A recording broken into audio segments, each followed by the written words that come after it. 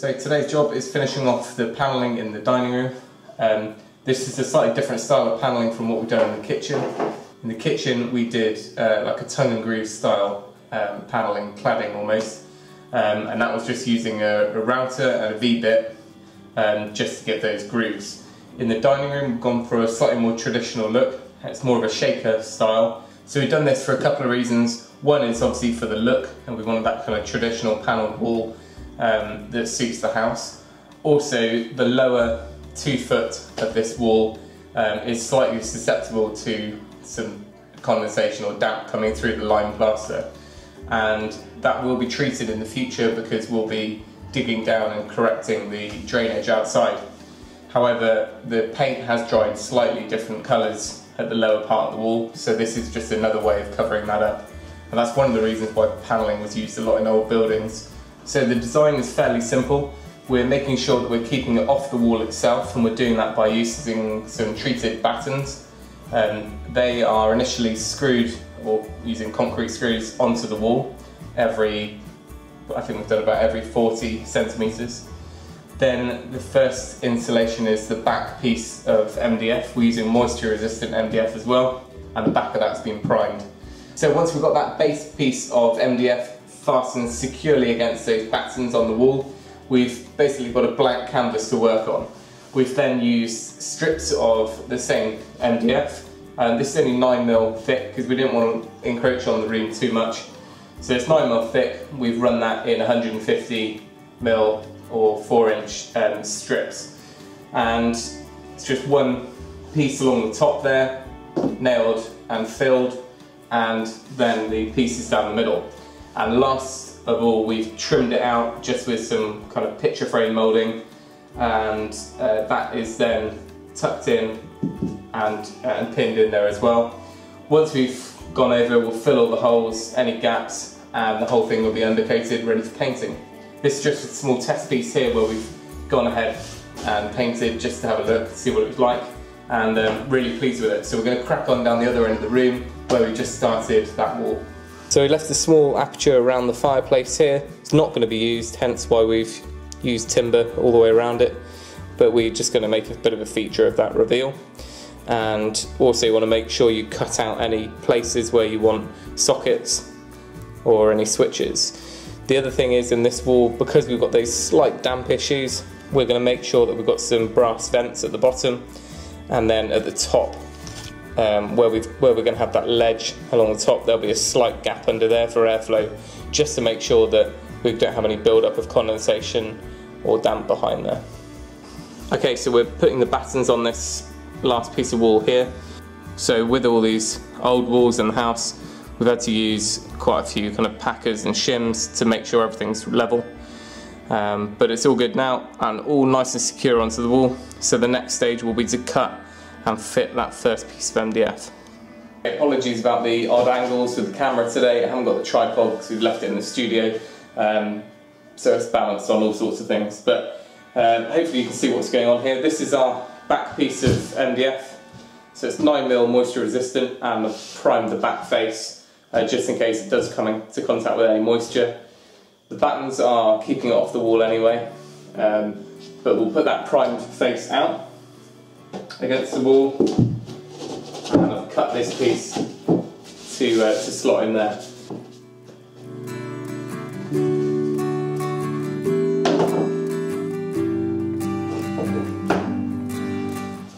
Okay, one other thing I'm doing is just shimming underneath all this base part of MDF with a 3mm shim, and that's just to keep it up off the floor as well, just in case of any leaks or anything in the future. There's a bit of gap underneath.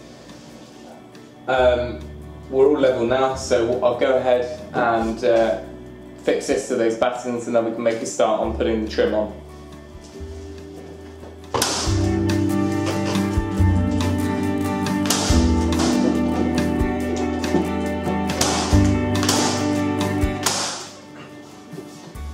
Good, so that's all done now. Remember, anywhere you put the nails into this base panel will probably be concealed, providing they're behind those pieces of the moulding. Anywhere that they are needed to go in that will be visible, we can just fill those because we're painting anyway.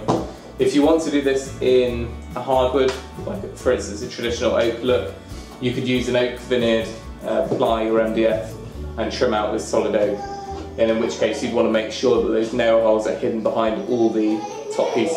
So I've actually gone ahead and cut all these strips already. I've set the fence at 100mm, cut them all through, and hoping we've got enough from what we had left over from the big sheets. So that's what we're looking at, about 4 inches. They should all be nice and straight now, so what I'm going to do is I'm going to put the bottom rail in first. We'll glue that, nail it, make sure it's nice and level, and then we'll measure up from there and see what length pieces we need. Okay, we're on the last section of wall now with the initial framing. These have all been cut to size already, and the nice thing is, providing your walls are fairly straight, you can literally write up your cut list and get everything cut rather than going in and out from the workshop. Okay, so I put a small amount of adhesive on here. This is just kind of construction adhesive. However, wood glue would be fine, and actually probably a little bit better because this really needs to be pushed flat.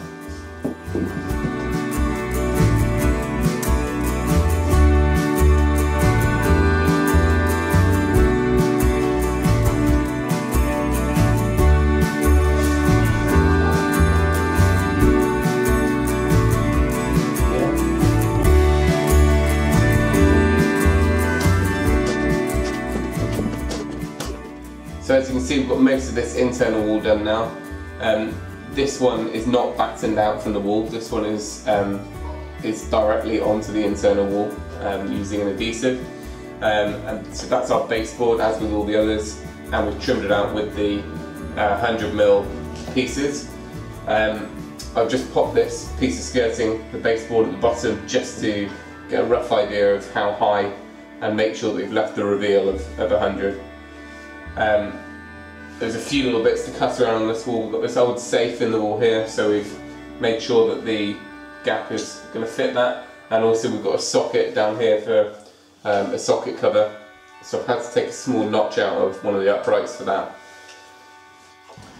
So rather than have a fixed size for all the frames for the whole room, from most of the research I did, it was suggested that you measure the wall and then divide it down to get nicely evenly spaced, rather than having all the same and a little filler piece at the end. Okay, so I just picked up the glass beading, which is the moulding that we're using to trim out these frames.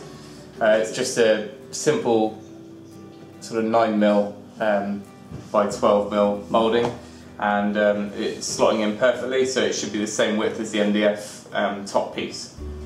So I started off by pinning this in with a nail gun, but actually you end up with more holes to fill, and it can get a little bit fiddly if you don't get it on the flat piece of the moulding. So actually all I'm doing now is just getting a nice tight fit and gluing that with a simple bead of wood glue, and once that's gone off, then we'll be able to just give it a quick rub over and prime it.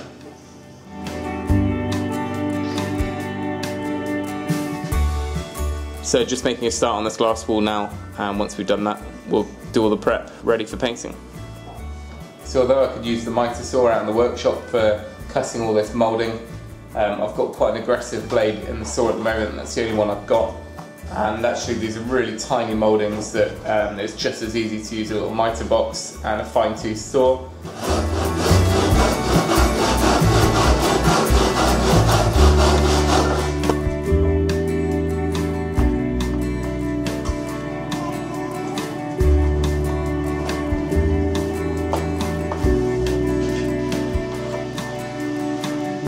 And once you're all glued up and everything in place, just use a damp rag just to make sure we get off any excess glue to save causing us troubles when we come to painting.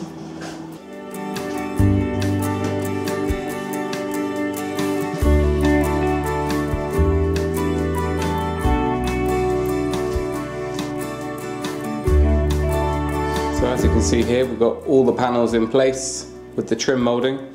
They've now gone along and done the undercoat. And that top rail on this side's the one that's been battened out, and it's been scribed just to follow the contour of the wall, just so we've got a nice even lip all the way along. And then on this side over here, where we've bonded the panels directly to the wall, we've used a 2x1 timber on top, It's got the same reveal back to the panel on the underside, but it's just not as deep.